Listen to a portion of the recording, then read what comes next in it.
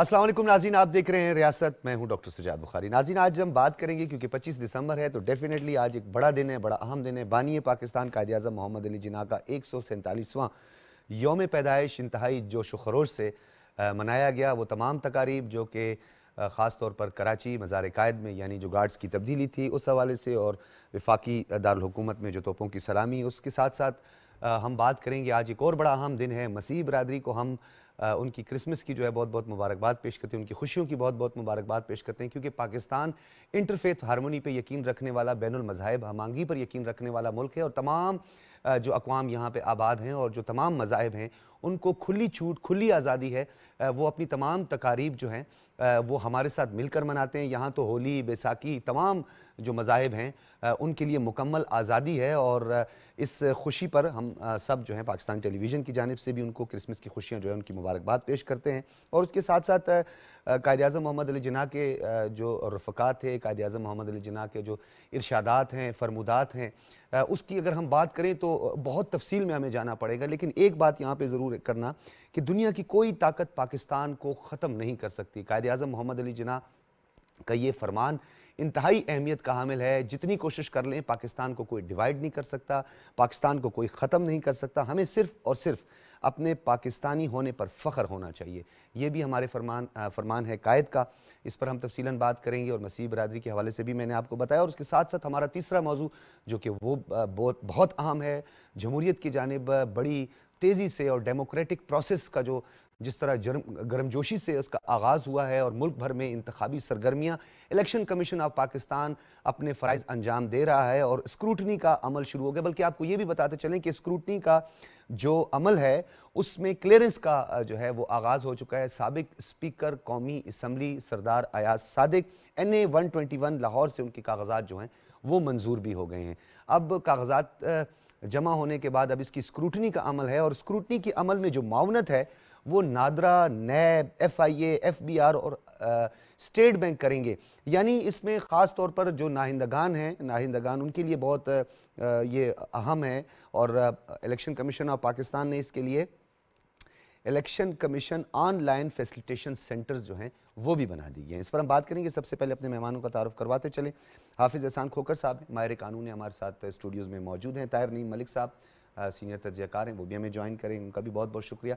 सबसे पहले हाफिज़ साहब आपसे गुफ्तगू का आगाज़ करते हैं, क्योंकि हम इलेक्शन पे जाएंगे, उसकी जो ख़ास तौर पर टेक्निकलिटीज़ हैं उसका भी आपसे पूछेंगे। लेकिन कायद-ए-आज़म मोहम्मद अली जिन्ना आज 147वां उनका जो यौम विलादत है वो मनाया गया। क्या आप समझते हैं आज हम कहाँ खड़े हैं? कायद-ए-आज़म मोहम्मद अली जिन्ना ने जो हमें डायरेक्शन दी, जो हमारे लिए आज़ादी, जिद्दोजहद आज़ादी के में जो उनके रफ़क़ात थे, जो उनके करीबी साथी थे, आपको लगता है कि आज हम उस डायरेक्शन पर प्रॉपर चल रहे हैं? बिस्मिल्लाहिर्रहमानिर्रहीम। डॉक्टर साहब आपका बहुत शुक्रिया। और सबसे पहले पूरी कौम को कायद-ए-आज़म का यौम वलादत मुबारक हो। और कायद-ए-आज़म एक ऐसी शख्सियत थे हिस्ट्री के अंदर जो है कि ऐसे थे कि जिन्होंने हिस्ट्री बनाई, और बड़े बड़े जो दुनिया के मुफक्कर हैं या दुनिया के जो राइटर्स हैं उन्होंने कायद-ए-आज़म के हर पहलू के ऊपर बात की है और उन्हें साबित किया है इस चीज़ के अंदर कि कायद-ए-आज़म जो ऐसी शख्स थे कि जिन्होंने अपनी ज़िंदगी के अंदर एक डिसिप्लिन लाइफ गुजारी, जिन्होंने अपना जो लाइफ ऑफ स्टाइल था या जिनका अपना प्रोफेशनल था उनके अंदर एक उन्होंने अपनी टॉप की ज़िंदगी गुजारी, और एक ऐसी सोई कौम थी जो अंग्रेज़ों के ग़ुलाम कौम थी उसको जगाया और जगा के एक नई जो पाकिस्तान है और उसको दो कौमी नज़रिए की बुनियाद के ऊपर एक पाकिस्तान जो है बनाया। और उस पूरी स्ट्रगल के अंदर आप ये देखें कि कायद-ए-आज़म जो है, और हमारी जितनी भी पॉलिटिकल पार्टीज़ भी हैं उन्हें भी इस चीज़ से लर्न करना चाहिए कि कायद-ए-आज़म की जो सारी स्ट्रगल थी वो पीस के ऊपर थी। कायद-ए-आज़म ने जितना भी किया विद इन लॉ किया, विद इन जो उस वक़्त का अंग्रेज़ का सिस्टम था उसके अंदर रहते हुए किया। और आप कभी भी नहीं हाफिज़ साहब, मैं चाहता हूँ इसकी कंटिन्यूटी भी हम बरकरार रखेंगे। इस वक्त फैसल करीम कुंडी साहब हमारे साथ मौजूद हैं, रहनुमा पाकिस्तान पीपल्स पार्टी। कुंडी साहब बहुत शुक्रिया आपका। जी बहुत शुक्रिया। कुंडी साहब ये बताइएगा कि हम इलेक्शन के हवाले से भी बात करें तो कायद-ए-आज़म मोहम्मद अली जिन्ना का आज यौम पैदाइश है, दूसरी जानिब जो है वो क्रिसमस के जो त्यौहार है वो मनाया जा रहा है पाकिस्तान में। लेकिन इलेक्शन कमीशन के हवाले से जो स्क्रूटनी का अमल है और फेज़ 2 में हम दाखिल हो चुके हैं, किस तरह आप समझते हैं कि जमहूरियत के लिए बरवक्त इंतखाबात और इलेक्शन कमीशन का जो किरदार है वो कितनी अहमियत का हामिल है? बिस्मिल्लाहिर्रहमानिर्रहीम। देखें, इलेक्शन कमीशन का किरदार तो जो है बहुत इंपॉर्टेंट है। आज अगर आप देखें कायद-ए-आज़म साहब की जो है वो सालगिरह भी है और जो है वो क्रिसमस भी है और चीज़ें हैं, लेकिन इलेक्शन जो सेकंड फेज है स्क्रूटनी का, इलेक्शन कमीशन का किरदार इसमें बहुत अहम किरदार है, क्योंकि इस मुल्क में इस वक्त जो है जो इकोनॉमिकल क्राइसिस हैं या लॉ एंड ऑर्डर की सिचुएशन है या बाकी चीज़ें हैं, उसके लिए जो है फ्री एंड फेयर इलेक्शंस का होना बहुत ज़रूरी है, जिसके इनेकाद करना इलेक्शन कमीशन की जिम्मेवारी है। और हम समझते हैं कि इस मुल्क में जो है फ्री एंड फेयर इलेक्शन ही इस मुल्क को जो है वो जो है इस मुल्क को क्राइसिस से निकाल सकती है, जिसमें एक मजबूत पार्लियामेंट हो, एक हुकूमत हो जो जिस पे लोगों का एतमाद हो। अगर इलेक्शन पे क्रेडिबिलिटी पे एक क्वेश्चन मार्क आया और आवाम ने उस इलेक्शन को कबूल नहीं किया तो वो हुकूमत या वो पार्लियामेंट कोई लंबा अर्सा चलने के काबिल नहीं होगी। लिहाजा इसमें जो है इलेक्शन कमीशन को एक किरदार अदा करना पड़ेगा, क्योंकि पहले भी हमने एक लाडले को, एक इलेक्टेड को भुगता है जिसने मुल्क को इस सूरत हाल तक पहुंचाया है। तो पाकिस्तान अब इस चीज़ का मुतहम्मिल नहीं हो सकता कि हम अच्छा कुंडी साहब, एक बात बड़ी अहम है, हम अक्सर इस पे बात करते हैं, हम इंतखाबात की भी बात करते हैं, हम इलेक्शन कमीशन पर एक गो के खुद मुख्तार आइनी इदारा है, एक कॉन्स्टिट्यूशनल बॉडी है, उस पर भी हम एतराज़ात करते हैं, बहुत सारे ऐसे नकाइस हैं, फ्लॉज हैं जिस पर हम बात करते हैं। लेकिन एक नुक्ता बड़ा अहम है, सियासी जमातें अपनी जमात के अंदर इखलाकी इक़दार, सियासी इक़दार, कोड ऑफ कंडक्ट की वायलेशन ना हो, इस तरह की एक्टिविटीज़ कब करेंगी और इसमें अब मेच्योरिटी आना चाहिए? क्या आप समझते हैं हम उस तरफ बढ़ रहे हैं आगे? देखिए, पॉलिटिकल पार्टीज में कोड ऑफ कंडक्ट की अगर आप बात करें, अखलाकियात की बात करें, बाकी चीजें बात करें, बिल्कुल इसको होनी चाहिए। और हम पाकिस्तान पीपल्स पार्टी है जिसने हमेशा जो है वो हमें पॉलिटिकल अगर आप कहें, चाहे वो कॉन्स्टिट्यूशन के हवाले से हो, चाहे वो जमहूरियत के हवाले से हो, हमने अपना एक अहम किरदार अदा किया। अगर माजी में अगर आप देखें,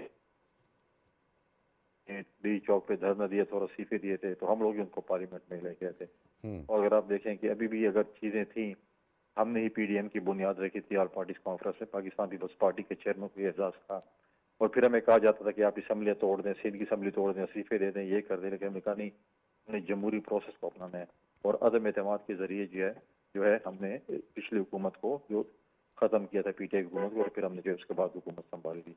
तो हम तो जमहूरी प्रोसेस में बिलीव करते हैं, पॉलिटिकल प्रोसेस होना चाहिए। अवाम के जो है वो जमहूरियत में ही अवाम का वो है कि अवाम जिसको, अगर अवाम कहती है कि पीपल्स पार्टी को हुकूमत करनी है, पीएमएल करनी है, पीटीआई को करनी है, तो अवाम के फैसले की मैं समझता हूँ कि एहतराम होना चाहिए।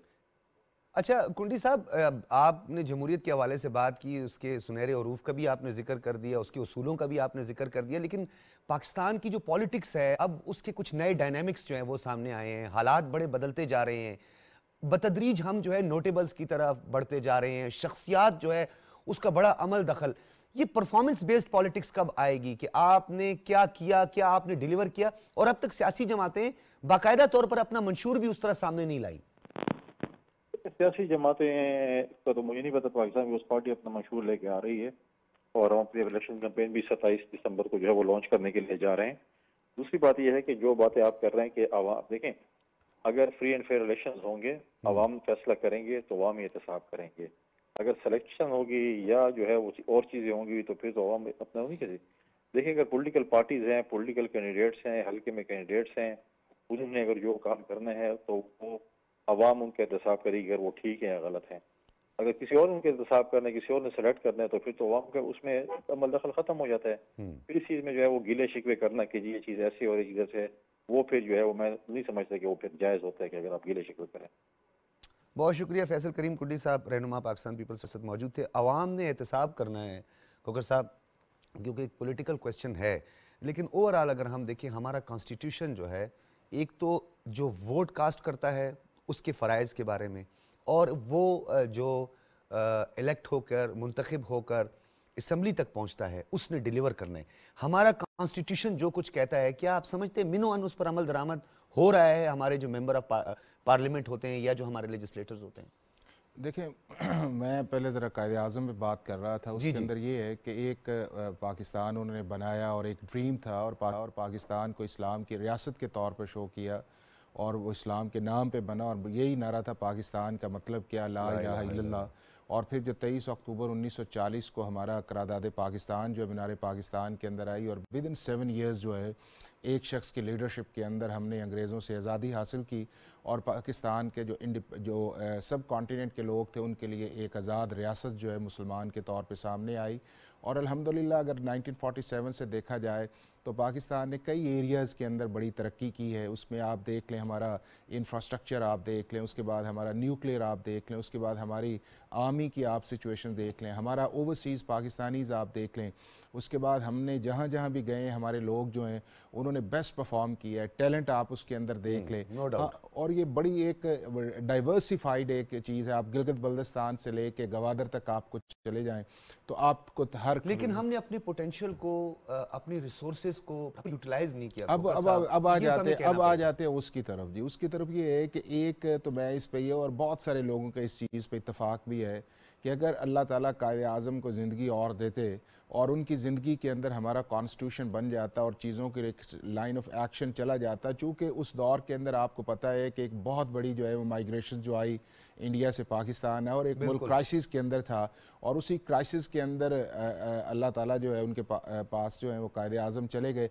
अगर वो थोड़ा अरसा और ज़िंदा रहते तो उससे पाकिस्तान के अंदर जो एक पॉलिटिकल प्रोसेस था, ये कॉन्स्टिट्यूशन था, उसकी स्टेबिलिटी आनी थी और उनकी लीडरशिप के होते हुए वो इतनी स्ट्रॉन्ग लीडरशिप थी कि उनके बड़े क्लियर जो थे वो कन्विक्शंस थी आपके मुल्क के अंदर रूल ऑफ लॉ के अंदर, आपके मुल्क के अंदर सुप्रीमेसी के अंदर, आपके मुल्क के अंदर इक्वल अपॉर्चुनिटी के अंदर। चूँकि वो एक बहुत ज़बरदस्त जो थे वो एक लॉयर भी थे और लॉयर के साथ साथ जो थे एक बहुत ज़बरदस्त पॉलिटिशियंस थे। तो चूँकि उनकी अनटाइमली जो डेथ हुई, उस डेथ के बाद पाकिस्तान के अंदर एक पॉलिटिकल क्राइसिस जो अच्छा है खोकर वो साहब, स्टार्ट हुआ। ये जो आपने उनकी जो खूबियां बताई हैं, डेफिनेटली हम उनकी खूबियों के बारे में जाते हैं। हमारे कायद का एक फरमान जिसमें नौजवानों से उन्होंने खिताब किया, सिब्बी दरबार, जहाँ पे उन्होंने नौजवानों को बिलखुसूस मुखातिब करते हुए ये बात कही कि आपको बहुत सारे लोग, बहुत सारे ग्रोह आपको राग़िब करेंगे इंतशार की जानिब, लेकिन आपने पढ़ना है और सिर्फ पढ़ना है। आपको लगता है कि हमारी यूथ की डायरेक्शन सही है? और साथ साथ अनवर रज़ा साहब, सीनियर सहाफ़ी और सदर नेशनल प्रेस क्लब इस्लामाबाद ने भी हमें ज्वाइन कर लिया। बहुत शुक्रिया अनवर रज़ा साहब। Thank you sir. जी सर, खोकर साहब। डॉक्टर साहब, इसके अंदर ये है कि बिल्कुल आप कायदे आज़म के जो लीडिंग एड्रेसेस अगर आप देख लें, यूथ के साथ उन्होंने किया, इस्लामिया कॉलेज पेशावर का आप एड्रेस देख लें, लाहौर के अंदर आपको उन्होंने एड्रेस ले, पाकिस्तान की जो ब्यूरोक्रेसी को उनको एड्रेस किया, वो अगर आप देख लें तो वो पाकिस्तान का एक फंडामेंटल चीज़ें थी उन्होंने डिफ़ाइन की। अब अगली जो चीज़ आपने ये कही है कि क्या पाकिस्तान ने इन 76 साल के अंदर वो चीज़ें अचीव की हैं? नहीं की हैं पाकिस्तान ने अंदर, चूँकि उसकी बुनियादी वजह ये है कि हम उन बिलखुसूस नौजवानों से हम जो है फ़ायदा उठा सकते। बहुत आज भी आप देखें कि आपकी आबादी जो है वो तकरीबन 65 से 70% तो आपकी यूथ की और इतना ज़बरदस्त पोटेंशियल है। और पाकिस्तान के अंदर अगर आप दुनिया के अंदर जाएं तो अगर आप जीनियस माइंड्स के अंदर देखें तो पाकिस्तान का शुमार जो है वो टॉप की नेशंस के अंदर आता है कि जिस जगह इन्होंने किया जाके परफॉर्म। सिर्फ एक डायरेक्शन की ज़रूरत है और वो डायरेक्शन जो है वो है हमारा पॉलिटिकल प्रोसेस और वो डायरेक्शन है हमारा रूल ऑफ लॉ और वो डायरेक्शन है हमारा गवर्नेंस सिस्टम या justice system.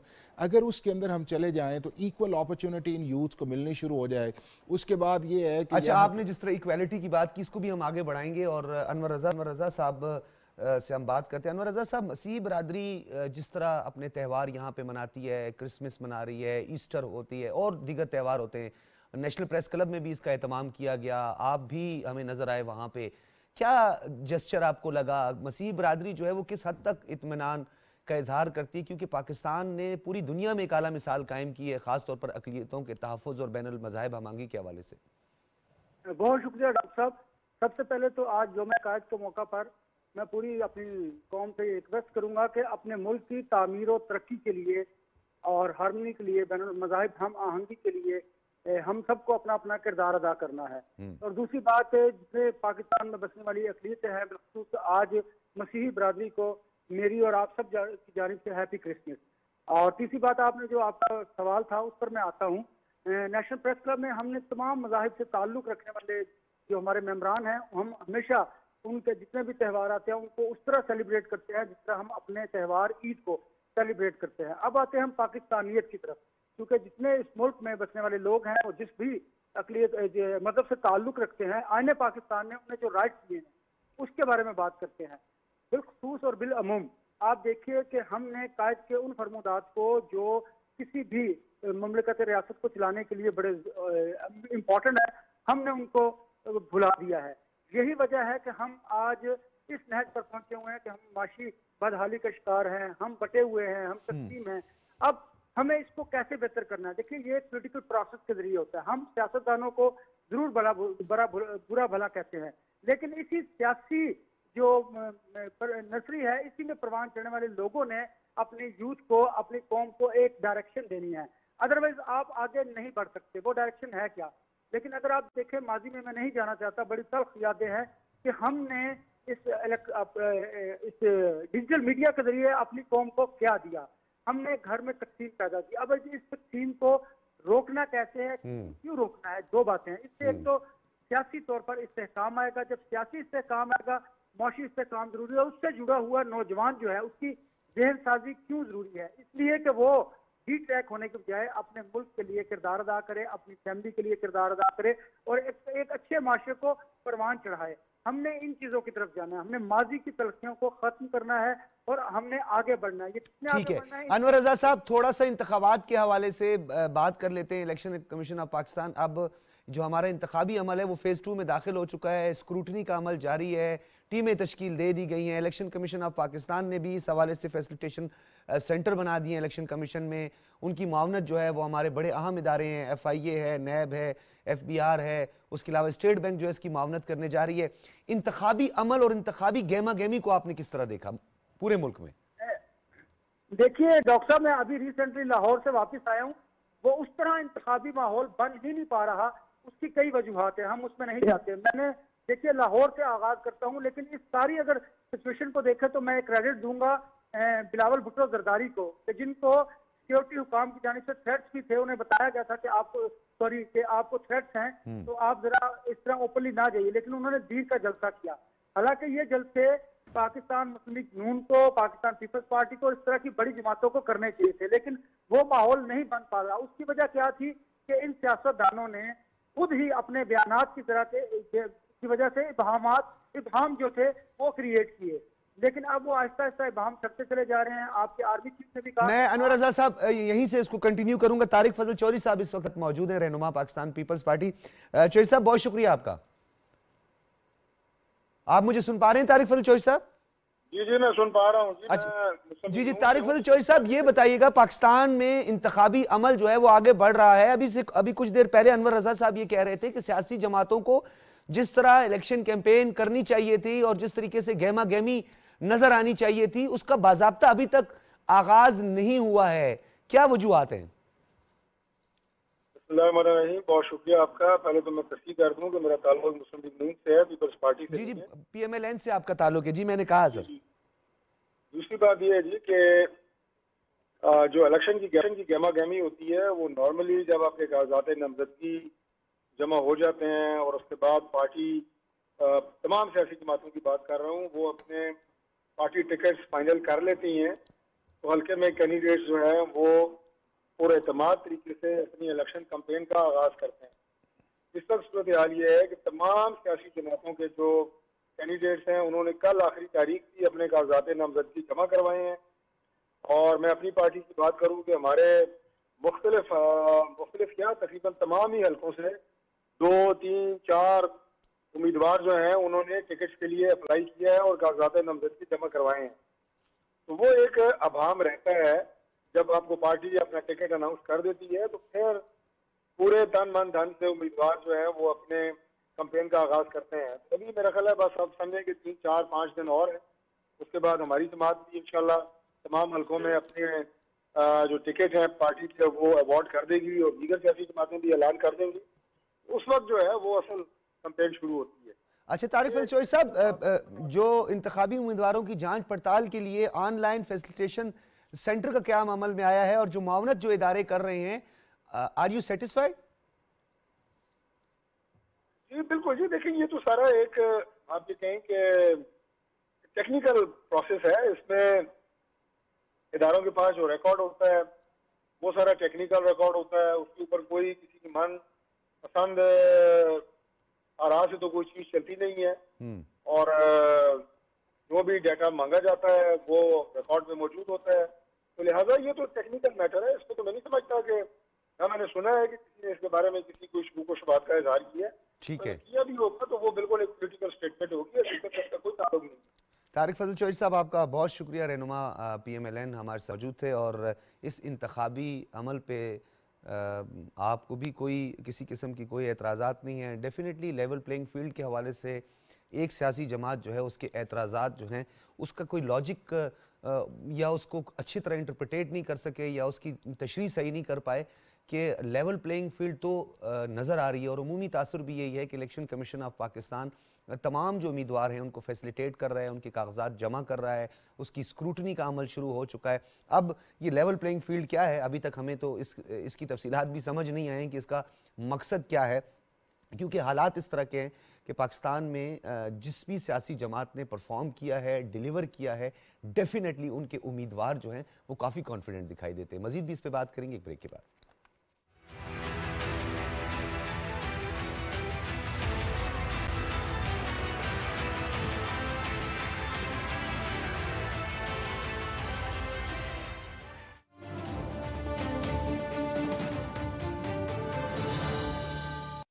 Lahore entertainment city, और वो भी घूम घुमा कर नहीं, मेन जीटी रोड पर। तो अपना फोन निकालें और डायल करें 1113333987। Lahore entertainment city, happiness lives here. Cash की जरूरत हो तो पूरा करता है मेरा पेपाक कार्ड। जानी और माली तहफ्फुज़ देता है मेरा पेपाक कार्ड। अपने बैंक से पेपाक डेबिट कार्ड नाम लेकर तलब करें। Choose hope, choose पेपाक।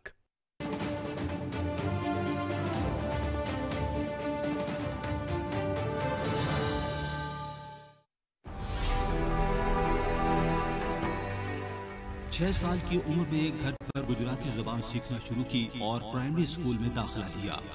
1883 में सिंध मदरसतुल इस्लाम में दाखिला लिया। 1892 में बॉम्बे यूनिवर्सिटी से मैट्रिक किया।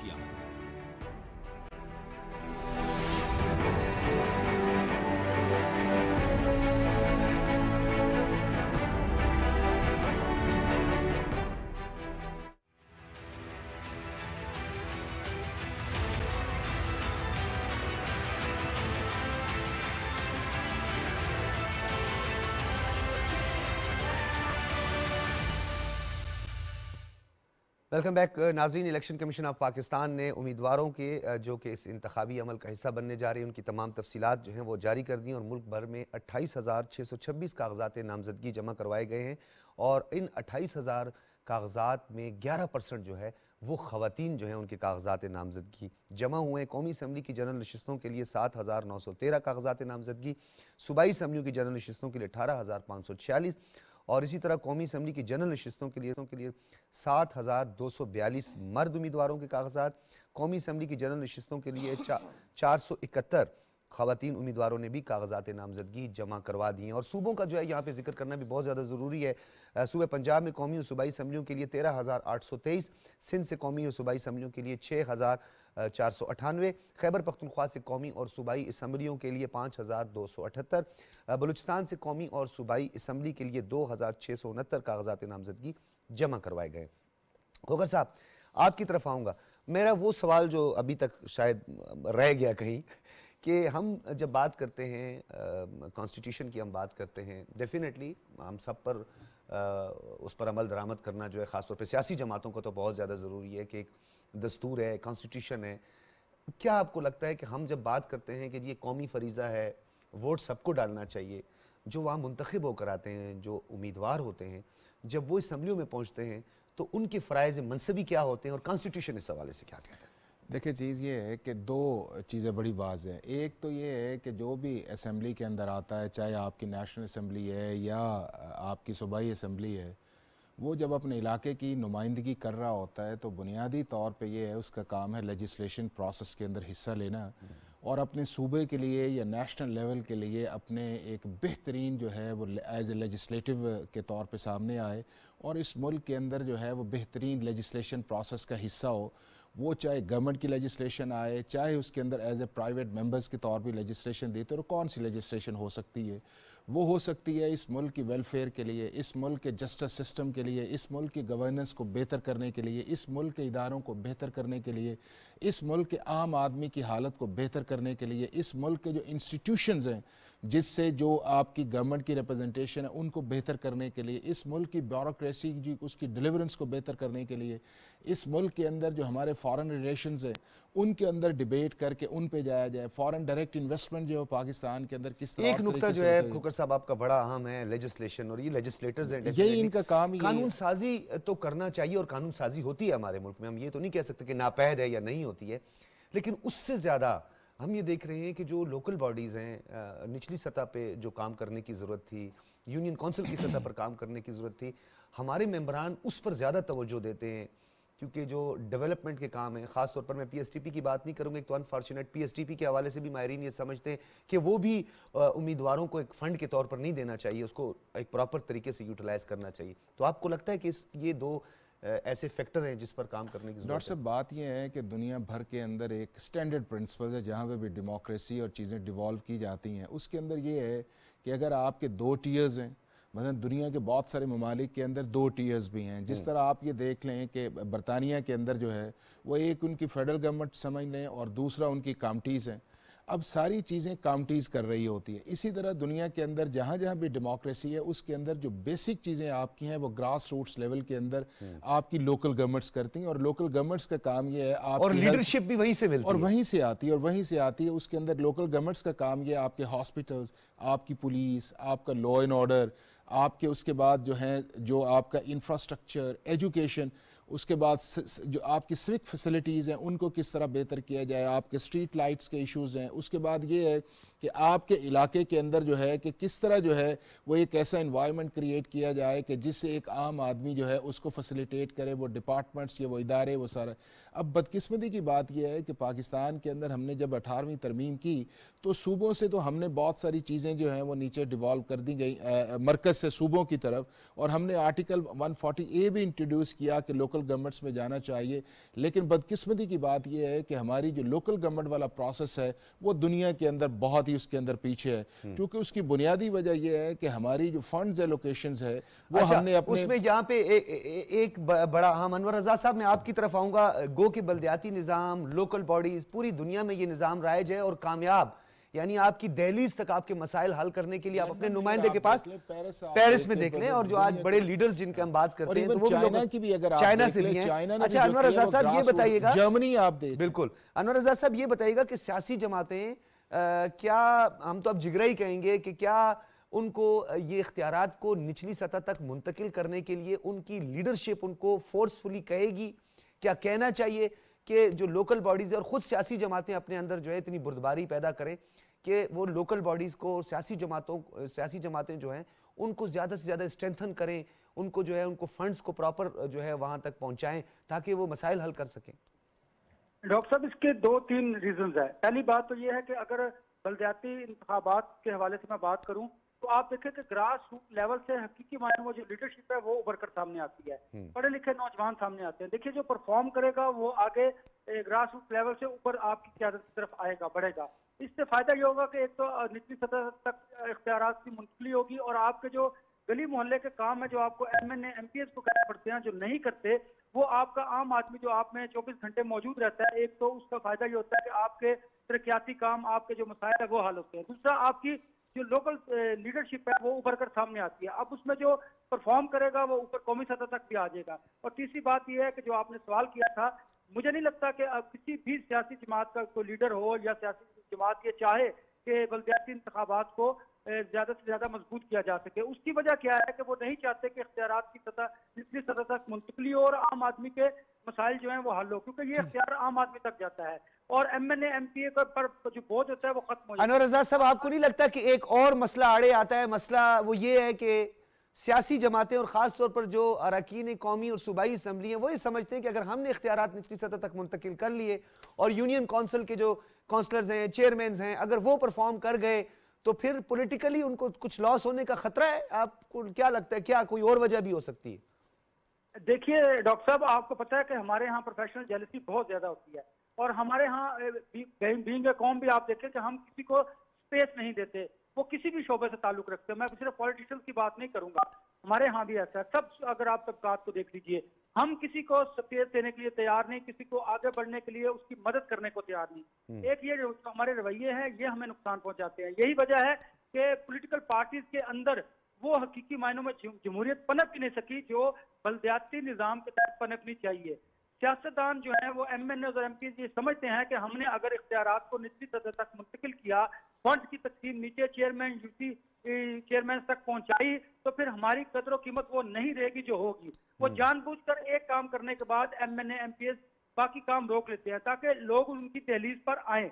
ये एक रवैया है हमारे यहाँ जिसे इस सोच को तब्दील करने की जरूरत है। अगर आप इख्तियारात की निचली सतह तक मुंतकली और हकीकी मायनों में जो बलदियाती निज़ाम है उसको मजबूत करेंगे, स्ट्रॉन्ग करेंगे, तो आपकी सियासी जमातें मजीद परवान चढ़ेगी। लेकिन हमारे यहाँ सियासी जमातों में आप बिजनेसमैन, आप रियल स्टेट के लोग, आप जो ताकतवर तबके हैं पैसों के हवाले से वो इसमें प्रवेल करते हैं, उन्होंने इसकी जगह ले ली है। अच्छा, ये जो आपका नुक्ता है इसको मैं आगे बढ़ाऊंगा। खोखर साहब बड़ा अहम नुक्ता उठाया है, स्टेटस को, पावर पॉलिटिक्स, शख्सियत परस्ती, शख्सियात, नोटेबल्स, इलेक्टेबल्स, मिडिल क्लास के लोग आगे आए जो डिलीवर कर सकते हैं, कैपेबल हैं, कॉम्पिटेंट है।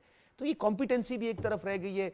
क्या ये सियासी कल्चर जो है वो हमारी जमहूरियत के लिए ठीक होगा? नहीं, ये बिल्कुल ठीक नहीं है, क्योंकि उसकी बुनियादी वजह जिस तरह मैं लेके आपको चीज़ें चल रहा था वो ये था कि जितनी देर तक हम अपनी सिमत को ठीक नहीं करेंगे, और सिमत हमारी क्या होनी चाहिए, सिमत हमारी दो एरियाज़ के अंदर है। एक हमारी सिमत ये है कि हम इस आम आदमी की गवर्नेंस के सिस्टम को किस तरह बेहतर करें कि उसे रिलीफ मिले, और दूसरा ये है कि बड़े लेवल के ऊपर मुल्क की सिमत किस तरफ जानी चाहिए।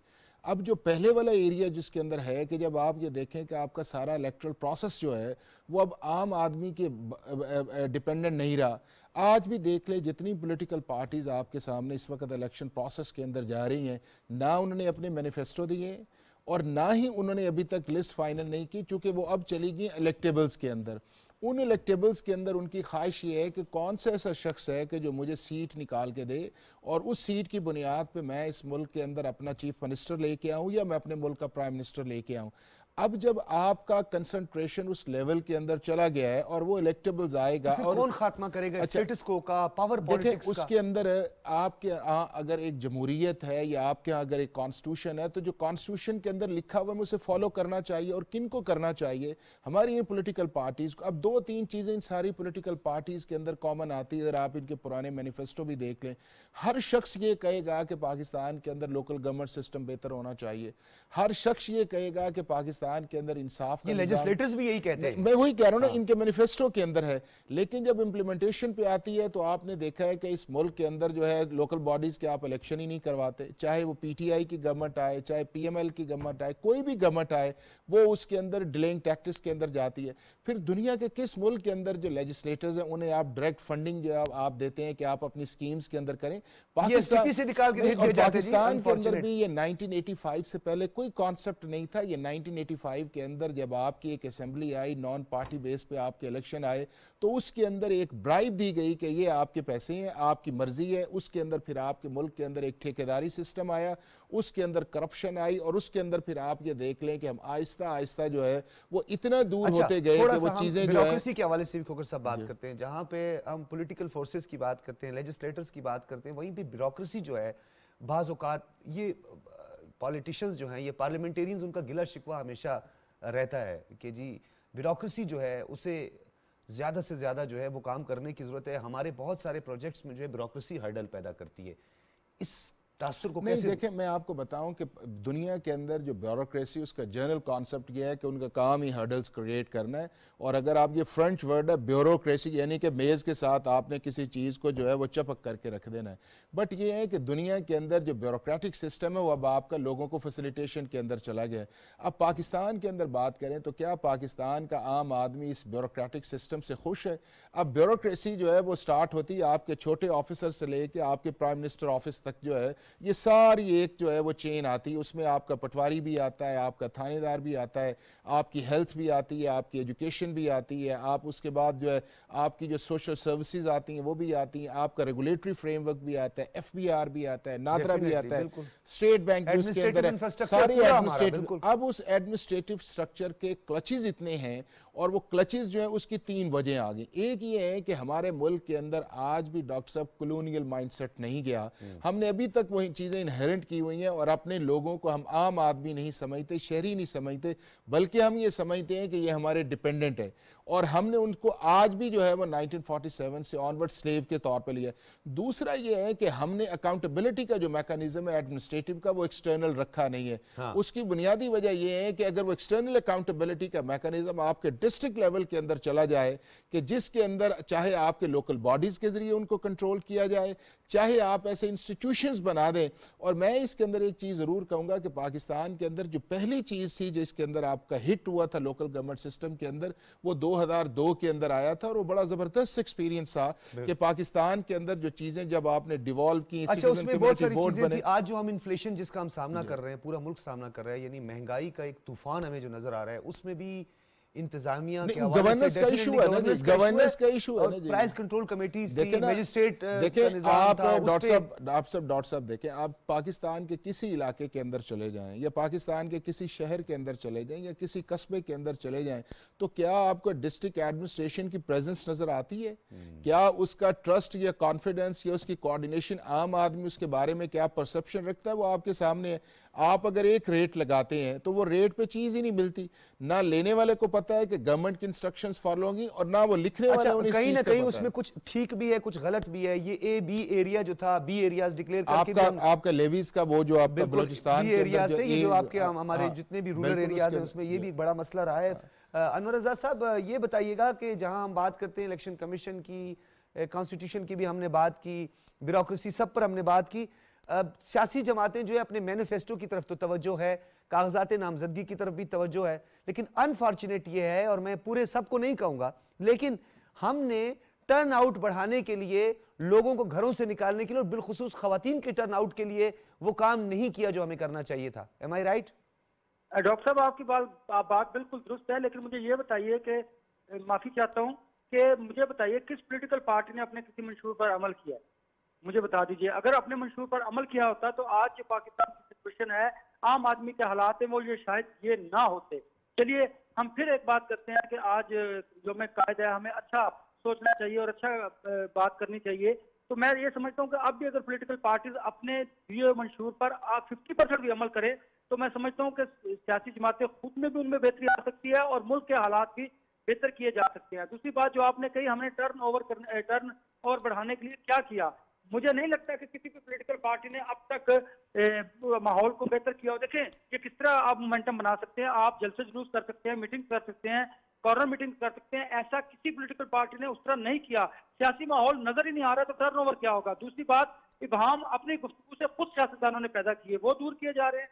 इसके बाद तीसरी बात यह है कि आप देखिए, ठीक है, नॉमिनेशन पेपर दाखिल करवाने के बाद आपको जो टिकट अनाउंस होगा, ठीक है, लेकिन अब पॉलिटिकल पार्टीज के अंदर भी लोगों के अंदर इबाम पाए जाते हैं कि किसी को मुझे टिकट मिलेगा या नहीं मिलेगा। अब आप देखिए, जब किसी को टिकट नहीं मिलेगा तो ये डेफिनेटली इंसान की फितरत है, वो अपनी जमात के साथ जरूर दगा करेगा, कम अज कम वो दूसरों को उस तरह वो बात नहीं कर सकेगा, उस तरह वो इलेक्शन कम्पीट नहीं कर सकेगा जिस तरह करनी चाहिए। और रिमोट एरियाज की बात करूं और ऐसे एरियाज की बात करूं जिस एरियाज की आपने बात की, वहां पर तो आप देखिए। अच्छा अनवर रज़ा साहब, मैं आपकी तरफ दोबारा चौधरी सालिक हुसैन साहब हमारे साथ मौजूद हैं, रहनुमा काफ लीग। बहुत शुक्रिया चौधरी साहब आपका। जी बहुत शुक्रिया। चौधरी साहब, क्या लगता है आपको, सियासी जमातें अपनी एक आइडियोलॉजी के साथ, अपने एक मंशूर के साथ मैदान में उतरा करती थी, सीट एडजस्टमेंट के हवाले से बहुत ज्यादा काम नहीं होता था, वो अपनी परफॉर्मेंस बेस्ड पॉलिटिक्स करती थी। अब सियासी जमातों को ज्यादा डिपेंड करना पड़ता है, सीट एडजस्टमेंट। कराची में भी हम यही देख रहे हैं, लाहौर के कई हलकों में ये सब कुछ देखने में आ रहा है। आपको लगता है कि सियासी जमातें जो है अब ये सीट एडजस्टमेंट से आगे निकलेंगी? बिस्मिल्लाहिर्रहमानिर्रहीम जी, मेरे ख्याल में जी ये पहले इसलिए नहीं होता था क्योंकि मेरा ख्याल है 2012 से 13 ऑनवर्ड्स एक हमारी सोसाइटी में इतना क्लियर एक डिवाइड आ गया है और इतने पोलराइजेशन हो गई है सोसाइटी में, उसकी वजह से प्रोबेबली अब जमातों को सीट एडजस्टमेंट का सहारा लेना पड़ता है। तो क्या आप समझते हैं कि अपनी आइडियोलॉजी, अपने नजरियात और अपनी परफॉर्मेंस की बुनियाद पर जो है, आपको लगता है कि जो है वो टर्नआउट बढ़ सकता है, लोग जो है उस कैंडिडेट को मुंतखब कर सकते हैं, या ऑप्शन रह गया, ये हमारी मजबूरी है? नहीं, देखें आप बात कर रहे हैं ना जी नजरियात की और पार्टी मंशूर की, तो आप वोटर से पूछें कि कभी उसने पढ़ा है किसी जमात का मंशूर? वैसे अब तक तो मंशूर खुलकर जो है अभी इलेक्शन में जो है अभी तक वो भी बहुत सारी जमातों का सामने नहीं। अच्छा ये बताइएगा, परवेज इलाही ग्रुप के हवाले से कोई मुशावरत जारी है, कोई इत्तेहाद, कोई गुफ्तगू शनीद हो रही है? हमारी तरफ से तो जी कभी कोई ऐसी बात हुई भी नहीं थी, तो ना ही कोई हमारी कोई उनसे गुफ्तगू शनीद हो रही है, लेकिन अगर वो करना चाहें तो हमें कोई इशू नहीं है। यानी आप अगर वो करना चाहें तो आपको कोई इशू नहीं है। बहुत शुक्रिया चौधरी सालिक हुसैन साहब हमारे साथ मौजूद थे, रहनुमा काफ लीग। और आजाद साहब आप कंटिन्यू कीजिएगा। डेफिनेटली सियासत में तोड़ जोड़, it's a part of democracy, seat adjustment भी होती है, सब कुछ होता है, लेकिन आपको नहीं लगता कि अभी हमें इससे थोड़ा आगे बढ़ना चाहिए? देखिए डॉक्टर साहब, सीट एडजस्टमेंट तो डेफिनेटली आपको पता है इंतखाबी ये हिस्सा है इंतखाबात का, सियासत का। लेकिन आप देखें कि हम जो बात कर रहे थे टर्नओवर बढ़ाने की, देखिए इस इंतखाब में अगर टर्नओवर ना बढ़ा तो आप खवातीन का टर्नआउट ज्यादा, खवातीन के टर्नआउट की बात कर रहा हूं मैं खासतौर पर अनवर रजा साहब। जी जी बिल्कुल बिल्कुल, मैं उसी की तरफ आ रहा हूँ कि आप देखिए कि ऐसे एरियाज भी हैं जहाँ पर खातून को वोट डालने भी नहीं दिया जाता। अब हम क्या डेमोक्रेसी की बात करते हैं, और फिर खवातीन के हवाले से आप देखिए उस तरह हमारी सियासी जमातों में काम नहीं किया जाता, स्पेशली इलेक्शन डे के हवाले से जिस तरह करना चाहिए। मैं समझता हूँ कि जिस तरह आप मेल जो वोटर सर इस दफा 11% है कागजात नामजदगी, जो है कागजात जमा हुए 11% खवातीन का। देखिए 11% खवातीन का आपने कहा कागजात नामजदगी जमा हो गए।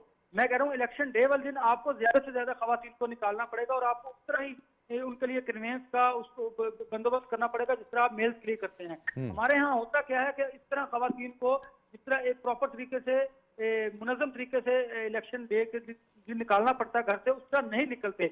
हमें उसके लिए भी एक मुकम्मल तौर पर फीमेल की कोई एक तमाम पॉलिटिकल पार्टीज को एक विंग कायम करनी चाहिए। वो विंग अगर है भी तो वो उस तरह काम नहीं करते डॉक्टर साहब जिस तरह काम करना चाहिए। देखिए हमारी फीमेल जो हमारी आबादी है उसका 52% है, और मैं हमेशा बात करता हूँ कि खवातीन को एम्पावरमेंट की उनकी, जब आप अपनी खवातीन को एम्पावर करेंगे तो आप देखिए बहुत ज्यादा आपके जो मसाइल हैं वो आहिस्ता आहिस्ता हल होने की तरफ जाएंगे।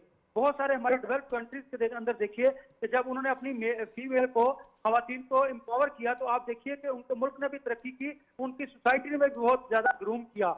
इसलिए हमारे यहाँ भी आप सोसाइटी को ग्रूम करने के लिए, तरक्की करने के लिए खवातीन को एम्पावरमेंट होनी चाहिए, उनको आगे लेकर आना चाहिए, उनको उनके राइट्स के बारे में बताना चाहिए। ठीक है, सिर्फ पॉलिटिकल जब कोई ये नहीं कि जब आपका इलेक्शन आता है आपको उसी दिन ये काम करना है।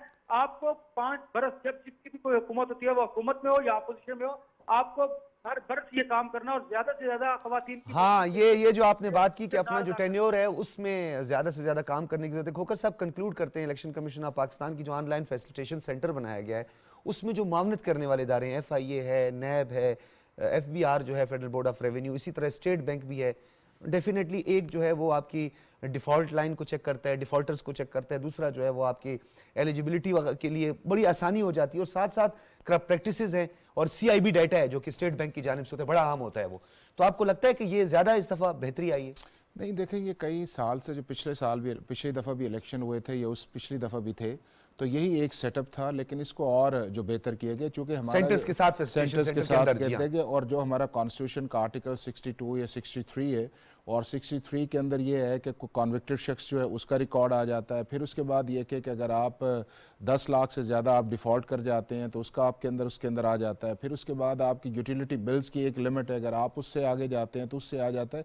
तो वो सर्टेन पैरामीटर्स है। ये इलेक्शन कमीशन ऑफ पाकिस्तान का एक अच्छा है कि आप इन सारी चीज़ों को कोऑर्डिनेट करके, चूँकि जिनके आपने फिगर्स जो हैं ये जो आपके सामने आए हैं, तकरीबन 26,000 से ज़्यादा लोग जो आए हैं, तो इनके जब CNIC का डाटा जो है वो एक ही जगह जाके उसको आप स्क्रूटनी कर लेते हैं तो फर्स्ट पे आपको पता चल जाता है। बाकी तो अगली है ना कि उसकी एलिजिबिलिटी उस कैंडिडेट्स की या उसकी कौर है कि अगला जो उसको ऑब्जेक्ट करे वो और है। लेकिन बुनियादी तौर पर मैं आपसे कोकर साहब मजीद भी बात करूंगा, इंतहाई हसास नौयत का ये कॉन्स्टिट्यूशन है, और मेरा ख्याल है कि supreme court of Pakistan article के जो क्लास पहली जो 4 क्लास है ना, सब क्लास, उस पर जो बिल्कुल इसमें करनी चाहिए। 62 के अंदर 8 क्लासेज हैं और 63 के 15 जो इसके अंदर इस पे बात होनी चाहिए, और पहली 4-5 तो बड़ी लेकिन डॉक्टर साहब मैं ये कंक्लूडिंग इसके अंदर कहूंगा वो ये है कि हमारी अब पॉलिटिकल पार्टीज को एक मैच्योर बिहेवियर के साथ आना चाहिए और इस मुल्क की खिदमत करनी चाहिए। 76 साल बहुत होता है, इसमें सारी पॉलिटिकल पार्टीज ने हुकूमत की है, लेकिन आम आदमी जो है उसकी हालत नहीं बदली। आम आदमी के लिए काम करने की जरूरत है, ट्रस्ट को डेवलप करना है। ट्रस्ट डेफिसिट जो है वो हुकूमतों और आवाम के दरमियान अगर पैदा हो जाए तो वो इंतहाई खतरनाक होता है, जमहूरियत को नुकसान पहुंचा सकता है। लिहाजा ट्रस्ट डेवलप किया जाए, आवाम के एतमाद को ठेस ना पहुंचे, उनके बुनियादी मसाइल जो बेरोज़गारी है और ख़ास तौर पर गुर्बत है उसके ख़ात्मे के लिए तो फ़ौरी इक़दाम करने की ज़रूरत है। आप तमाम हज़रात की तशरीफ़ आवरी का बहुत शुक्रिया। इजाज़त दीजिए। अल्लाह हाफ़िज़।